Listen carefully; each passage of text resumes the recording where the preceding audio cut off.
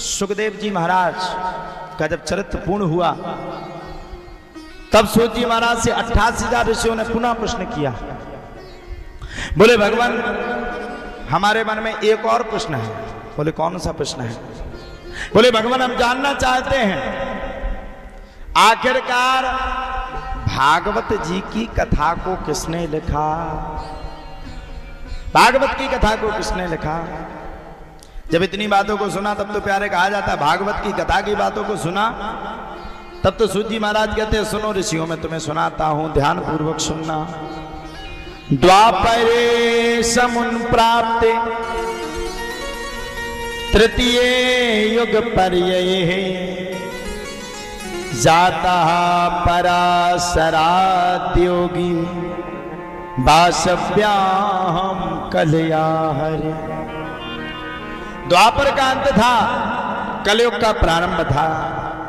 द्वापर के अंत में कलयुग के प्रारंभ में श्री सूत जी महाराज कहते हैं वेदव्यास जी भगवान ने 4 वेद 6 शास्त्र 17 पुराणों की कथा लिख डाली। लेकिन 4 वेद 6 शास्त्र 17 पुराणों की कथा लिखने के बाद भी श्री वेदव्यास जी महाराज का मन अचंभित रहा,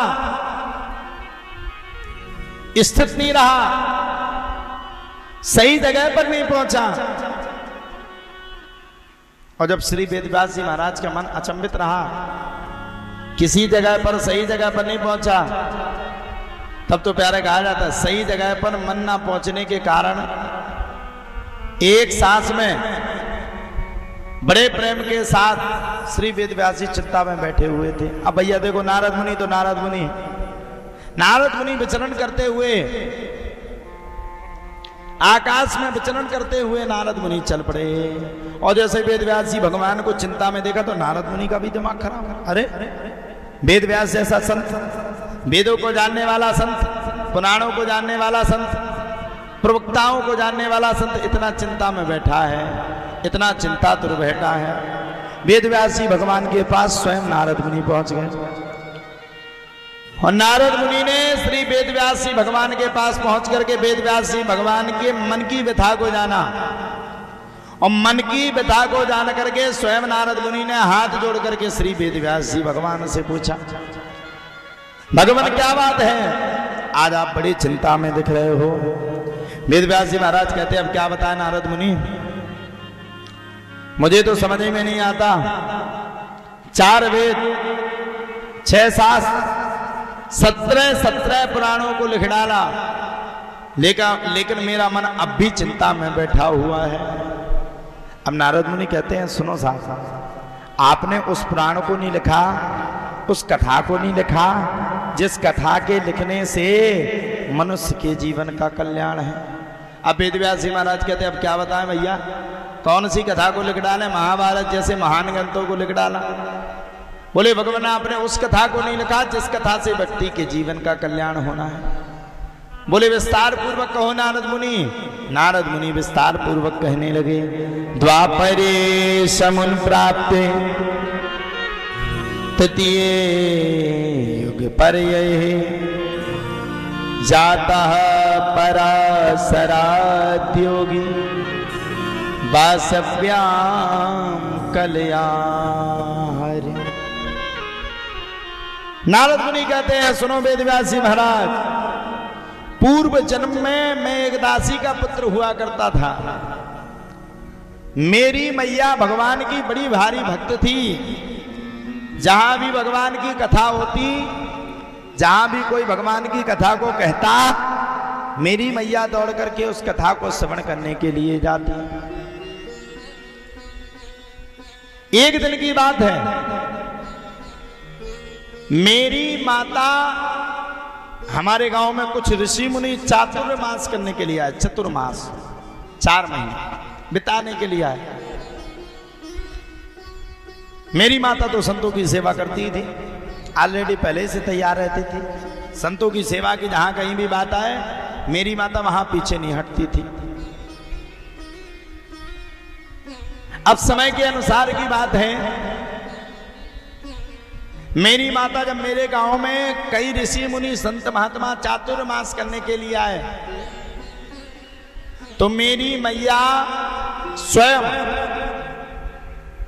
उन ऋषियों के भोजन की व्यवस्था करना प्रारंभ कर दी। मैंने तो अपनी माता का बड़ा भारी विरोध किया।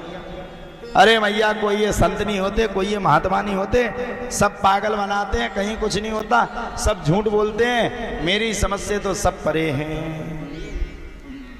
जब सबकी बातों को सुना तब तो महाराज कहा जाता है, नारद मुनि कहते हैं मैं बड़ा भारी संतों का विरोध करता था, मैं बड़ा भारी संतों के प्रति आकर्षित नहीं होता था। एक दिन की बात है, मैं जंगल में गायों को चराने के लिए गया, और जब मैं जंगल में गायों को चराने के लिए गया तो मैंने इतनी भयंकर गायों को चराया, और गायों को चराते चराते मुझे अपने आप भूख लगने लगी। और बोले भैया, ऐसी भूख लगी, ऐसी भूख लगी, ऐसी भूख लगी जिसकी कोई सीमा नहीं। मैं दौड़ करके अपने घर की ओर भागने लगा। मैंने सोचा घर पर कुछ भोजन रखा होगा, और जाकर के भोजन को पाऊंगा तब मेरे अंदर की भूख दूर होगी। दौड़ करके घर पे पहुंचा। अब घर पे भोजन कहा था, मैया तो चातुर्मास कर रही थी, चतुर्मास कर रही थी, ऋषि मुनियों के लिए बढ़िया सुंदर भोजन पकवान बना रही थी, मेरे लिए कुछ रखती ही नहीं। अब तो मैं बड़ा अचंभित रह गया, और चिंता में आकर के मैंने एक सांस में बड़े प्रेम के साथ मैया के पास जाकर के, चिंता में आकर के मैंने पूरी किचन में जाकर के देखा, भोजन था ही नहीं। मैंने सोचा चलो मैया जहां पे भोजन बना रही वहीं भोजन खाने के लिए मिल जाएगा।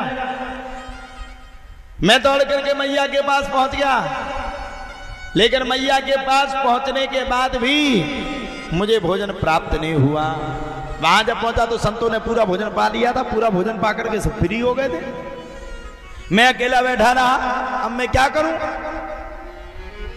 अब बोले मरता हो क्या नहीं करता। सामने मुझे दिखा कि संतों की कुछ पत्तलें रखी हुई हैं, और पत्तलें वो जूठी हैं, और जूठी पत्तलों में छोटा छोटा ग्रास बचा हुआ है।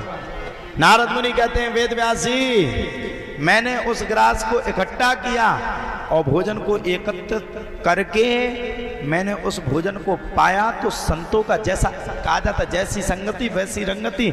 जब मैंने उस दिन संतों के प्रसाद को पाया, विधि पूर्वक पाया, तो प्रसाद को पाकर के मेरा अंतर्मन बड़ा भारी प्रसन्न हो गया। इतना प्रसन्न, इतना प्रसन्न, इतना प्रसन्न कि प्रसन्न चित्त मन होकर के एक सांस में मैं उसी दिन से भगवान का भजन करने लगा। और ऐसा वैसा भजन नहीं, बड़ा भयंकर भजन किया मैंने। अब बोले मेरी माँ जब तक मैं भजन नहीं करता था तब तक इस चिंता में थी कि मेरा बालक भजन नहीं करता, और बोले मैं जैसे ही भजन करने लगा, अब मेरी माँ इस चिंता में हो गई कि भैया लड़का भजन करता है, ऐसा नहीं कि संत बन जाए, फिर बहू नहीं आएगी तो गरम गरम कहां से मिलेगी। भैया वेद व्यास जी महाराज को संपूर्ण कथा को सुनाया, और वेद व्यास जी महाराज ने सरस्वती नदी के तट पर भागवत की कथा को बोलना प्रारंभ कर दिया। अहमेवासमेवाग्रे नान्यते असत्सत् परम पश्चादहं यदे तच्चो यो विशेषेत सोष्मे हम। भागवत को 18,000 श्लोकों में बद्ध कर दिया, और जब भागवत को 18,000 श्लोकों में बद्ध कर दिया तब तो प्यारे कहा जाता है संपूर्ण भागवत आनंद चित्त हो गई।